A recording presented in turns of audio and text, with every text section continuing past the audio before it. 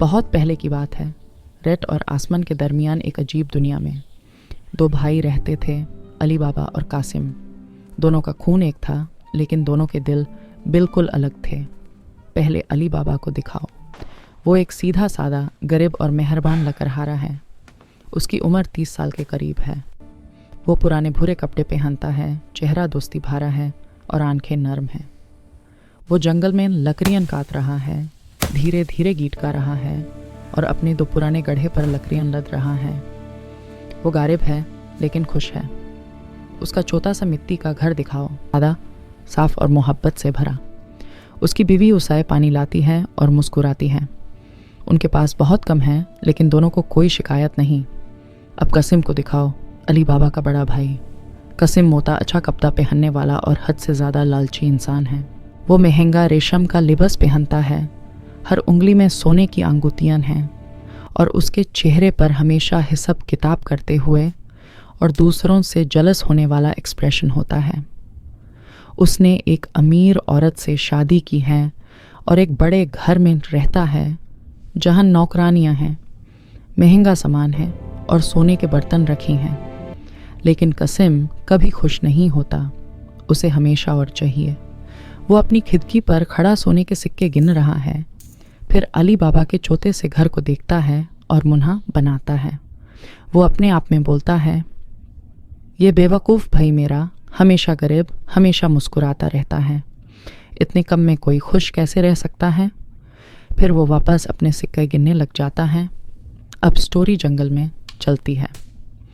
अली बाबा जंगल के अंदर गहरी जगह पर लकड़ियाँ इकट्ठा कर रहा है जब अचानक ज़मीन कांपने लगती है। दूर से तेज़ तेज़ घोड़े की तोपों की आवाज़ आ रही है। अली बाबा जल्दी से एक बड़ी चट्टान के पीछे छुपता है, फिर एक ऊंचे दरख्त पर चढ़ जाता है। वो सांसों को रोककर नीचे देखता है। 40 सवार आते हैं, सब काले रेगिस्तानी लिबास में, तलवारें और खंजर लिए हुए। ये 40 चोर हैं। उनके घोड़े कले और ताकतवर हैं। सबसे आगे उनका कैप्टन है, लंबा, काला, ठंडी आंखों वाला, चेहरा पर एक लंबा निशान। वो एक हाथ उठाता है और पूरे 40 चोर बिल्कुल खामोश हो जाते हैं।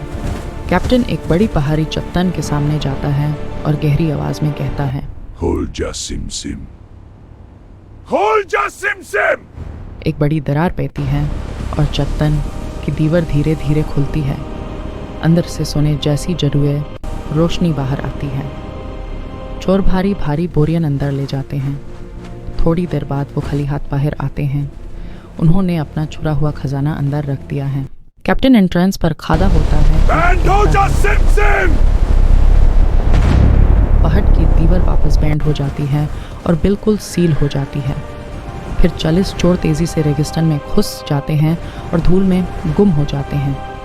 अली बाबा दरख्त पर बहुत देर तक बिल्कुल नहीं हिलता। उसका दिल तेजी से धड़क रहा है। जब पूरा सुकूत वापस आता है तब वो धीरे धीरे नीचे उतरता है। वो सोच समझ कर चट्टान के पास जाता है और अपना हाथ दीवार पर रखता है। वो नर्वसली निकलता है और धीरे से फुसफुसाता है। फौरन पहाड़ गूंजता है और दीवार फिर से खुल जाती है। अली बाबा धीरे धीरे अंदर कदम रखता है और उसकी आंखें बिल्कुल फारी की फारी रह जाती हैं। गुफा बहुत बड़ी है। सोने के सिक्के छत तक ढेर हैं। जवाहिरत, याकूत, जमुर्द, हीरे हर तरफ चमक रहे हैं। रेशम के धरी दर ही बिछी हैं। कदीम हथियार सोने से सजाए हुए हैं। खजाने की संदूकें उबल रही हैं। पूरी गुफा सोने जैसी जदुए रोशनी में नहा रही है। अली बाबा धीरे धीरे अंदर चलता है, हैरान और ओवरवेल्म्ड।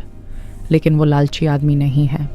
वो अपने आप से धीरे से कहता है, मैं सिर्फ उतना लूँगा जितना मेरी फैमिली को ज़रूरत है, इससे ज़्यादा कुछ नहीं। वो सिर्फ 3 छोटे बोरिये में सोने के सिक्के भरता है। उन्हें अपने गड्ढों पर धीरे से लदाता है। गुफा से बाहर जाता है और कहता है, बैंड हो जा सिम सिम। पहाड़ उसके पीछे बैंड हो जाता है। वो तेज़ी से घर की तरफ चला जाता है। घर पर उसकी बीवी जो देखती है यकीन नहीं कर सकती। वो हैरान हो जाती है और खुशी से उछलती है जब सोने के सिक्के देखती है। वो बिल्कुल सही हिसाब लगाना चाहती है कि कितना सोना है। वो कासिम के घर जाती है, एक छोटा वजन करने वाला तरकाजू उधर मांगने। कासिम की बीवी चालाक और शक्कियन है। वो तरकाजू के नीचे चुपके से थोड़ी सी चिपचिपही माम लगा देती है पहले। जब तरकाजू वापस आता है, नीचे माम में एक सोने का सिक्का चिपक कर आता है। कसिम की बीवी वो सिक्का कसिम को दिखाती है, बड़ी बड़ी आंखों के साथ। कसिम का चेहरा गुस्से और हसद से काला पड़ जाता है। वो फौरन अली बाबा के घर जाता है और दरवाज़ा ज़ोर से खटखटाता है। जब अली बाबा दरवाज़ा खोलते हैं, कासिम उसकी कॉलर पकड़ लेता है और ज़ोर से कहता है, तून खजाना ढूंढा और मुझे कुछ नहीं बताया। मैं तेरा बड़ा भाई हूँ, तो मुझे सब कुछ पता क्या था। अभी बताओ वो गुफा कहाँ है, वरना मैं तेरी ज़िंदगी मुश्किल कर दूंगा। अली बाबा हैरान होता है, लेकिन वो अच्छा इंसान है। वो धीरे से कसिम का हाथ हटाता है और सुकून से कहता है, भाई मैंने इसे इत्तिफाक से ढूंढा था। मैं तुम्हें सब कुछ बता देता हूँ, लेकिन मेहरबानी करके समझदारी से काम लेना। सिर्फ उतना लो जितना ज़रूरत हो। अली बाबा कसिम को जगह बता देता है, जदुई अल्फाज बता देता है, सब कुछ बता देता है। कसिम सुनता है, अपनी आंखों में लालच की चमक लिए हुए। वो थैंक यू भी नहीं कहता, बस मुस्कुराता है और चला जाता है। अगले दिन बहुत सारे जब सब सो रहे होते हैं, कसिम दास बड़े खच्चरों और डगरानों भारी खाली बोरियां लेकर गुफा पर पहुंच जाता है। वो चट्टन के सामने खड़ा होता है, बुरी मुस्कान के साथ इधर उधर देखता है और कहता है, खुल जाती है। वो अंदर जाता है और उसका चेहरा बिल्कुल बदल जाता है। आंखें फैल जाती हैं, हाथ कांपने लगते हैं। वो जोर से हंस पड़ता है, ये सब मेरा है, ये सब कुछ मेरा है। वो जितना तेजी से कर सकता है उतनी तेजी से सोना और जवाहिरत बोरियन में धकेलने लगता है। वो सब कुछ पकड़ रहा है, रेशम, हथियार, कड़ीम सिक्के, हीरे के हार। वो रोक नहीं सकता। वो बोरी पे बोरी भरता जाता है। पसीना आ रहा है, सांसन चढ़ रही है, लेकिन वो रुक नहीं सकता। उसका लालच बिल्कुल काबू से बाहर हो गया है। जब सब भर लेता है और जाने की कोशिश करता है, तो गुफा के दरवाजे पर खड़ा होकर चिल्लाता है, नहीं होता। वो फ्रॉन करता है और दोबारा कोशिश करता है, फीवर नहीं हिलता। वो और ज्यादा पसीना बहाने लगता है।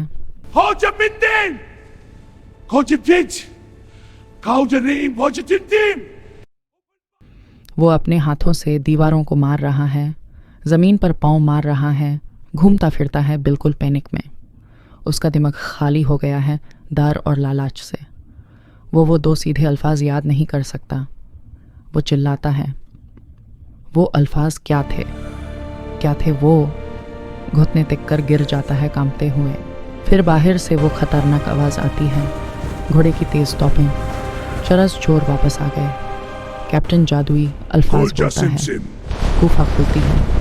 सब अंदर दौड़ के आते हैं और रुक जाते हैं जब कसिम को घुटने टेके भरी बोरियन के सत पे थे देखते हैं। कैप्टन आगे आता है, धीरे धीरे, हाथ तलवार पर, आंखें पत्थर की तरह ठंडी। वो कसिम के सामने झुकता है और धीरे से कहता है, तुमने हमारा राज ढूंढ लिया। कसिम गिरगिराना और रोना शुरू करता है। मुझे मेहरबानी करो, मेरे पास पैसा है, मैं तुम्हें देता हूँ, मेहरबानी करो। कैप्टन कुछ नहीं बोलता। वो एक हाथ उठाता है। चोर चारों तरफ से आ जाते हैं। Cut to black. हवा की आवाज़, खामोशी। अगले दिन अली बाबा अपने भाई को चेक करने गुफा पर पहुंच जाता है। गुफा बिल्कुल खाली है, कोई कसिम नहीं, कोई खच्चर नहीं, कुछ नहीं। उसका चेहरा सफ़ेद पड़ जाता है। वो अंदर से खाली फील करते हुए घर वापस आता है। मुर्गियाना। अली बाबा की चालाक और वफादार नौकरनी उसका चेहरा देखकर फौरन समझ जाती है कि कुछ बुरा हुआ है। मुर्गियाना तेज़, बेखौफ और हमेशा 3 कदम आगे सोचने वाली है। अली बाबा की बीवी ज़ोर ज़ोर से रोना शुरू करती है, लेकिन मुर्गियाना बिल्कुल शांत रहती है। वो खामोशी से सब संभल लेती है। चोर के अड्डे में कैप्टन गुस्से में इधर उधर चक्करन काट रहा है। वो दीवार पर मुक्का मारता है। कोई और है जिसे हमारी गुफा के बारे में पता है। उन्हें ढूंढो। जो भी उस गुफा में गया था उसे ढूंढो। वो अपना बेहतरीन स्पाई भेजता है, एक पतला चालाक चोर जो एक गरीब मुसाफिर की तरह कपड़े पहने हुए हैं, गांव में पता लगाने के लिए कि कौन अचानक अमीर हो गया है। स्पाई बाजार में जाता है, धीरे से सवाल करता है, चीज़ें खरीद आता है, ध्यान से सुनता है। वो अली बाबा का नाम और पाता ढूंढ लेता है। उस रात बहुत खामोशी से वो अली बाबा के घर जाता है और आगे के दरवाजे पर एक बड़ा सफ़ेद चौक का एक्स निशान बना देता है। फिर अंधेरों में घुस जाता है और कैप्टन को रिपोर्ट करने के लिए घोड़े पर सवार हो जाता है। लेकिन मोर्गियाना सूरज निकालने से पहले ही उठ जाती है, जैसे हमेशा करती है। वो झाड़ू लेकर बाहर आती है साफ करने। दरवाजे पर सफ़ेद एक्स निशान देखती है, फ़ौरन रुक जाती है, उसे घूर कर देखती है। वो सड़क के ऊपर नीचे देखती है। वो बिल्कुल 3 सेकंड सोचती है, फिर स्पाई का गिरा हुआ चल्क उठाती है जो पास में पड़ा होता है। वो पूरी सड़क पे निकाल जाती है और हर एक दरवाजे पर सफ़ेद इक्का का निशान बनाती है। ईद पैलेस 20, 30, 40 दरवाजे, दायरा सब एक ही साइज़ में, एक ही जगह पर, एक ही चल्क से। फिर वापस अंदर जाती हैं और किसी को कुछ नहीं बताती। उस शाम कैप्टन गांव में 10 चोरों के साथ आता है। स्पाई आगे आगे चलते हुए पहुंचता है। कैप्टन, मैंने घर पर निशान लगाया था, बस वहाँ है। वो कॉर्नर पर घूमता है और बिल्कुल रुक जाता है। सड़क पर हर एक दरवाजे पर सफ़ेद एक्स है, बिल्कुल एक जैसा। कैप्टन खामोशी से सड़क को घूरता है एक लंबे ठंडे लम्हे के लिए। फिर उसकी आंख ट्विच करती है, उसकी जबड़ टाइट हो जाती है। वो धीरे धीरे स्पाई की तरफ घूमता है, पकड़ता है और एक तरफ फेंक देता है। बेकर। कैप्टन रात में घुस जाता है। अड्डे पर वापस कैप्टन 3 दिन सोचता रहता है। फिर एक नया प्लान सोचता है, बहुत चालाक और ख़तरनाक। वो अपने आप को एक अमीर टेल फरोश मर्चेंट की तरह डिस्गाइज करता है। वो गांव में पहुंचता है 40 बड़े मिट्टी के टेल के मटकौन के साथ जो खच्चारों पर लादे हुए हैं, लेकिन 29 मातकों में टेल नहीं है। हर एक में एक पूरी तरह से हथियार बंद चोर अंदर चुपता बैठा है, बिल्कुल खामोशी से, हथियार तैयार, कैप्टन के सिग्नल का इंतज़ार कर रहा है। सिर्फ आखिरी मटके में असली टेल है। कैप्टन अली बाबा के दरवाजे पर एटिकेट से दस्तक देता है और कहता है, साहिब, मैं एक सफ़र करने वाला टेल फरोश हूँ। रात हो गई है और मेरे पास रहने की कोई जगह नहीं। क्या आप मुझे एक रात शहर करने की जगह दे सकते हैं? अली बाबा, जो हमेशा फिराक दिल और मेहरबानी और हैं, वार्मली मुस्कुराता है। बिल्कुल भाई, आप मेरे घर में बिल्कुल खुश आमदीद हैं। वो नवाखरों को खाना और चाय लाने के लिए कहता है। कैप्टन अली बाबा के साथ खाता पीता और हंसता गुफ्तगू करता है, लेकिन उसकी ठंडी आंखें हमेशा देखती रहती हैं, हमेशा प्लान करती रहती हैं। रात गई जब पूरा घर खामोश हो जाता है। मोर्गियाना किचन में जाती है चिराग में तेल भरने के लिए। उसे पता चलता है कि तेल ख़त्म हो रहा है। वो बाहर जाती है मर्चेंट के मातकों से तेल लेने। वो पहले मातके पर धीरे से थपकी मारती है। अंदर से एक खराश भरी फुतफुताहट आती है।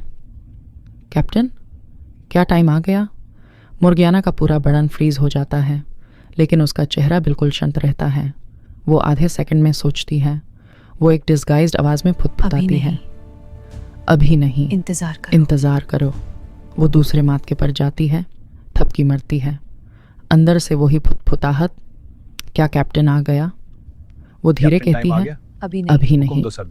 वो 29 सारे मातके चेक करती है। 29 में हथियार बैंडमर्ड हैं। 29 चोर अंधेरों में छुपे हुए हैं, पूरी फैमिली को मारने के लिए तैयार। मुर्गियाना बिल्कुल शांत होकर असली टेल के मातके के पास जाती है। एक बड़ा दिक्छा निकाली है, टेल से भाती है और आग पर रखती है जब तक खोल ना जाए और भाप ना उठाए। फिर बाहर ले जाती है। अंधेरों में एक मातके से दूसरे मातके पर बिल्कुल खामोशी से जाते हुए वो हर एक में खोलता हुआ तेल डालती जाती है, एक एक करके। 29 सारे मातकों के अंदर चोर कोई आवाज़ नहीं निकाल सकते घर को अलर्ट किए बिना। एक एक करके सब खामोश हो जाते हैं। जब वो 29 सारे कर लेती है, मोर्गियाना अंदर वापस जाती है, देगचा रख देती है, चिराग में तेल भालती है और वापस सो जाती है जैसे कुछ हुआ ही नहीं। आधी रात में कैप्टन खामोशी से अपने कमरे से बाहर निकलता है। वो बाहर जाता है अपने छोरों को सिग्नल देने के लिए।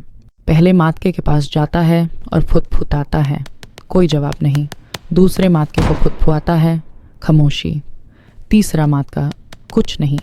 ढक्कन खोलता है और अंदर देखता है। उसका चेहरा बिल्कुल सफ़ेद पड़ जाता है।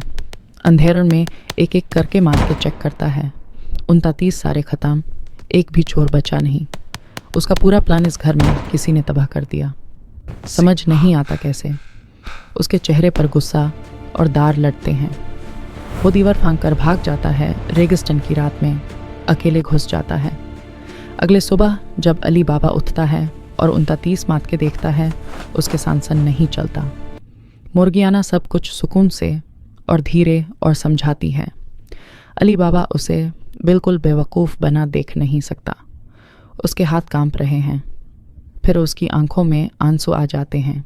वो कहता है, मुर्गियाना टान हमलान, तूने हम सबको बचाया दोबारा। मुर्गियाना बस सर हिलाती है और अपने काम पर वापस चली जाती है। लेकिन कैप्टन हार नहीं मानता। वो बहुत प्राउड है और गुस्से से भरा हुआ है। वो अपनी दाढ़ी साफ करवाता है, कपड़े बिल्कुल बदल लेता है और हफ्ते बाद वापस आता है एक अमीर कपड़े के मर्चेंट की डिस्गाइज में। वो धीरे धीरे अली बाबा के बेटे से बाज़ार में दोस्ती बना लेता है। हर रोज़ साथ चाय पीता है, बातें करता है। बहुत ट्रस्टवर्दी और फिराक दिल नज़र आता है। 3 हफ्ते बाद अली बाबा का बेटा अपने बाप से कहता है, एक मेहरबान मर्चेंट है जिससे मैंने दोस्ती की है, क्या मैं यूज़ खाने पर बुला सकता हूँ? अली बाबा मान जाता है। कैप्टन घर पे खाने पर आता है, मुस्कुराता हुआ और सब कुछ की तारीफ करता हुआ। वो खाने की मेज़ पर बैठता है और खाता पीता और हंसता है। लेकिन मुर्गियाना खाना सर्व कर रही है और इस मर्चेंट को बार बार घूरते हुए देख रही है। कुछ गलत लग रहा है। वो एक्सप्लेन नहीं कर सकती, लेकिन उसकी आंखें जिस तरह से हिलती हैं, जिस तरह से कभी पूरी तरह रिलैक्स नहीं होती, कुछ तो बिल्कुल गलत है। वो कमरे में ऐलान करती है, इज्जत माप मेहमान के लिए मुझे रक्स करने की इजाज़त दें। सब तालियां बजाते हैं। मुर्गियाना 2 छोटे खंजर लाती हैं, एक रवायती डांस का हिस्सा, और परफॉर्म करना शुरू करती है।